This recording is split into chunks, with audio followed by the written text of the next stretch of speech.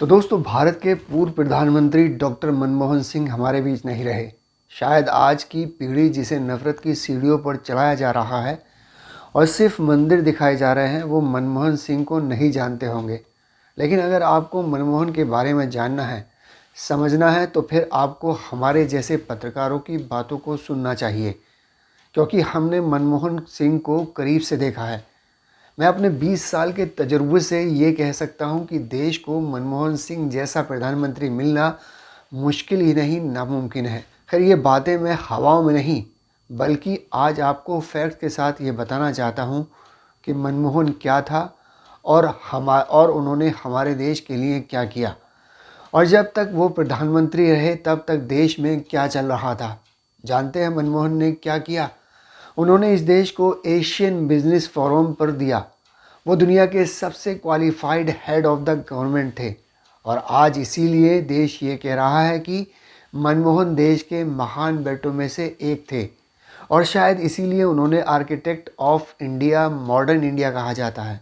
और हाँ, एक और बात, जब कभी मनमोहन से पत्रकार उनकी प्रोफेशनल सक्सेस के बारे में पूछते थे तो उनका एक ही जवाब होता था, और वो जवाब आज हमारे देश की उस पीढ़ी को सुनना चाहिए जिसे आज सिर्फ धर्म की अहमियत समझाई जा रही है।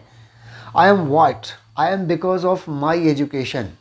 यानी जिस देश में आज एजुकेशन के बजट को साल दर साल कम किया जा रहा है और कोई भी सरकार या फिर कोई भी उसका मंत्री शिक्षा के बारे में बात करना पसंद नहीं करता, उस एजुकेशन के बारे में मनमोहन ये कहते थे कि वो आज जो कुछ भी हैं एजुकेशन की वजह से हैं। सोचिए, मनमोहन नाम का ये शख्स पाकिस्तान के एक ऐसे गांव में पैदा हुआ जहां ना बिजली थी, ना पानी था, ना सड़क था, ना स्कूल था और ना ही कोई अस्पताल। बावजूद इसके देश का प्रधानमंत्री बना। और जानते हैं क्यों? क्योंकि इस आदमी को ये अंदाज़ा हो गया था कि एक गरीब का मुस्तकबिल अगर कोई चीज़ संवार सकती है तो वो तालीम है, एजुकेशन है। और इसीलिए ये शख्स कई किलोमीटर दूरी तय करके रोज़ाना स्कूल जाता था।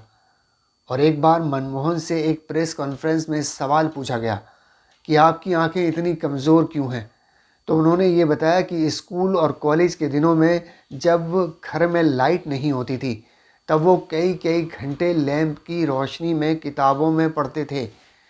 मुझे यकीन है आज की रील वाली पीढ़ी को लैंप क्या होता है ये नहीं पता होगा, लेकिन इसी लैंप की रोशनी में पढ़ाई करके मनमोहन अमृतसर के कॉलेज में गए और फिर वहाँ से स्कॉलरशिप लेकर इंग्लैंड की कैम्ब्रिज यूनिवर्सिटी में गए, और वहाँ से उन्होंने इकोनॉमिक्स में मास्टर की डिग्री हासिल की।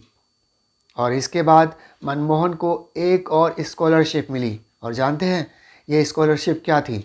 इस बार इस स्कॉलरशिप ने मनमोहन को ऑक्सफोर्ड यूनिवर्सिटी में एडमिशन दिलाया, जहां से उन्होंने अपनी पीएचडी की डिग्री कंप्लीट की। आप इसे ऐसे भी समझ सकते हैं कि आज बीजेपी जिस वक्त देश को राम मंदिर के लिए इकट्ठा कर रही थी, उस वक्त मनमोहन ऑक्सफोर्ड यूनिवर्सिटी में अंग्रेज़ों को इकोनॉमिक्स पढ़ा रहे थे।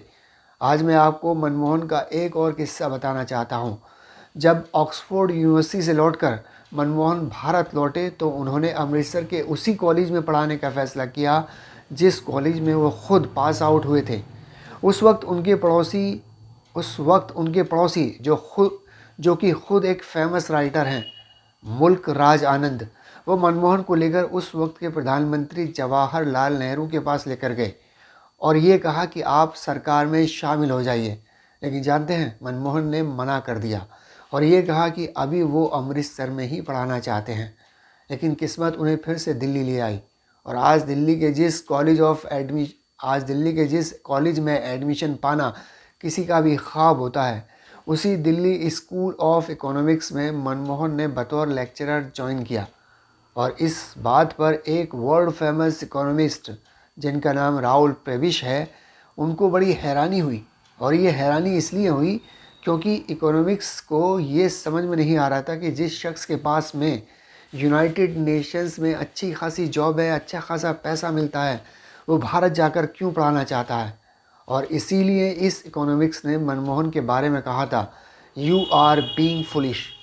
लेकिन वो कहते हैं ना, sometimes in life it is wise to be foolish. और ये बात सच साबित हो गई। मनमोहन हमारे देश के चीफ इकोनॉमिक एडवाइज़र बने, फिर वो फाइनेंस सेक्रेटरी बने, रिज़र्व बैंक ऑफ इंडिया के गवर्नर बने, फाइनेंस मिनिस्टर बने। जैसे कि आजकल हमारे देश की फाइनेंस मिनिस्टर निर्मला सीतारमण हैं, जिन्हें ये लगता है कि वो खुद प्याज और लहसुन नहीं खाती, इसलिए अगर प्याज महंगा हो रहा है, उसके दाम बढ़ रहे हैं, तो क्या फ़र्क पड़ता है। खैर, जिस वक्त 1991 में देश भयंकर फाइनेंशियल क्राइसिस से जूझ रहा था और देश को दंगों की आग में झोंका जा रहा था, उस वक्त पीवी नरसिम्हा राव ने अचानक से सबको चौंकाते हुए मनमोहन को अपनी कैबिनेट में शामिल किया और उन्हें सीधे फिनांस मिनिस्टर बना दिया। और वो फिर उसके बाद मनमोहन को 10 साल प्रधानमंत्री बनाया गया। हालांकि इस बीच देश की विपक्षी पार्टियां, ख़ासतौर से बीजेपी ने मनमोहन की पर काफ़ी कीचड़ उछाले। ख़ासतौर पर आज जो हमारे देश के प्रधानमंत्री हैं, वो उस वक्त गुजरात में बैठकर रात और दिन मनमोहन को ही कोसा करते थे और उन्हें सोनिया गांधी का पपड़ बुलाते थे और ये कहते थे कि मनमोहन की सरकार रिमोट कंट्रोल वाली सरकार है। लेकिन आज आपको मनमोहन की एक तस्वीर दिखाना चाहता हूँ। ये तस्वीर उस वक्त की है जब मीडिया के लोग देश के प्रधानमंत्री से सीधे सवाल किया करते थे। आज आपने देखा होगा कि हमारे देश के प्रधानमंत्री के पास कोई नहीं भटकता, लेकिन उस वक्त मनमोहन के पास जाकर मीडिया वाले उनसे तरह तरह के सवाल करते थे और वो सवालों के सभी जवाब दिया करते थे। एक ऐसी ही प्रेस वार्ता में मनमोहन ने एक बार कहा था, आज आप मुझसे कैसे भी सवाल कर सकते हो, लेकिन मैं क्या हूँ, मैंने देश के लिए क्या किया है, ये आपको हिस्ट्री बताएगी। खैर, उनका कहने का मतलब ये था कि हिस्ट्री विल जज यू मोर काइंडली। सीधे लफ्ज़ों में कहने तो इसका मतलब ये होता है कि जब इतिहास लिखा जाता है तब पता चलता है जिसे हम पपेट समझ रहे थे आखिर वो क्या था। है दोस्तों, आज के इस वीडियो में इतना ही। आप भी अपनी राय ज़रूर दें और इस चैनल को ज़रूर सब्सक्राइब कर दें। शुक्रिया।